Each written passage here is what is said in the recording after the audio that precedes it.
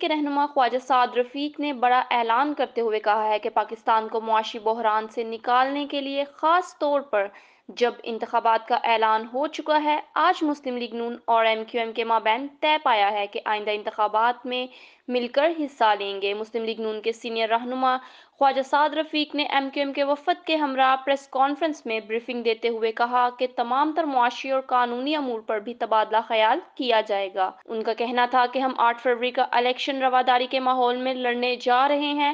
ہم نے 1.5 سال پہلے ہی سوچ لیا تھا کہ انتخابات میں ایک ساتھ جائیں گے۔ پاکستان پیپلز پارٹی اور مسلم لیگ نون کی ایک لمبی تاریخ ہے۔ ہم اپنے سماجی تعلقات میں بگاڑ پیدا نہیں کریں گے۔ کچھ فائر ورک ہوتا رہتا ہے لیکن ہم ان کا جواب نہیں دیتے۔ سندھ میں J U I, Muslim League نون، ایم کیو ایم اور فنکشنل لیگ سمیت سب سے بات ہوگی، پھر پیپلز پارٹی کے ساتھ اتحاد کا سوچا جائے گا۔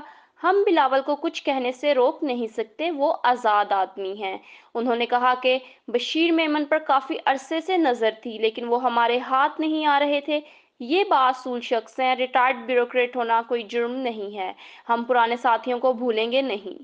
جبکہ ایم کیو ایم کے رہنما فاروق ستار کا کہنا تھا کہ اس وقت جو ملک کی معاشی صورتحال ہے اس کا مقابلہ کیسے کرنا ہے، جو پارلیمان بنے گی اس کے لیے درپیش مسائل کے حل کے لیے ابھی مل کر بیٹھنا ضروری ہے۔ ان کا کہنا تھا کہ معاشی مسائل سمیت دیگر تمام مسائل کے حل کے لیے کوئی جماعت اس پوزیشن میں نہیں کہ اس کو حل کیا جائے۔ ہمارے درمیان طے پایا ہے کہ ہم تمام تر معاملات پر تبادلہ خیال کریں گے اور مشترکہ حکمت عملی اختیار کرنے پر اتفاق ہوا ہے۔ اس وقت قومی اتفاق رائے پر کام کرنے کی ضرورت ہے، اسے ہماری سیاسی، اخلاقی اور انسانی ذمہ داری سمجھا جائے۔ مسائل کی ذمہ داری کسی پر ڈالنی ہے تو صحافت اور سیاست سب سے زیادتی ہوگی۔ جملہ مسائل کا حل کسی ایک جماعت کے پاس نہیں ہے۔ قومی معیشت، قومی سیاست یا قومی اتفاق رائے میں کراچی کا سب سے نمایاں کردار ہے۔ ہم خود کو نمبر 1 کلیم نہیں کر رہے۔ چھینا چھپٹی ہوئی اور 5% والا میئر بن گیا۔ نون لیگ اور ایم کیو ایم میں کافی عرصے سے رابطہ جاری تھا، جبکہ ایم کیو ایم کے رہنما مصطفیٰ کمال کا کہنا تھا کہ ہمیں کوئی شک نہیں ہونا چاہیے، ہم نے اس وقت مل کر ملک کو بحران سے نکالنے کے لیے مشترکہ لائحہ عمل تیار نہ کیا تو ہم سب کی یہ آخری باری ہے۔ انہوں نے کہا کہ موجودہ بحران سے ہمیں مضبوط سیاسی حکومت ہی نکال سکتی ہے۔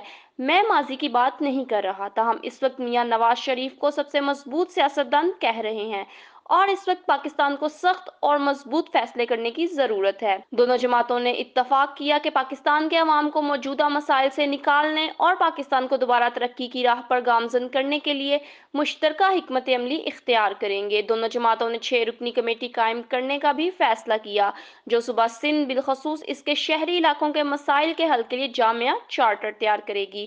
کمیٹی دونوں جماعتوں کے درمیان اشتراک کے لیے حتمی تجاویز قیادت کو 10 روز میں پیش کرے گی۔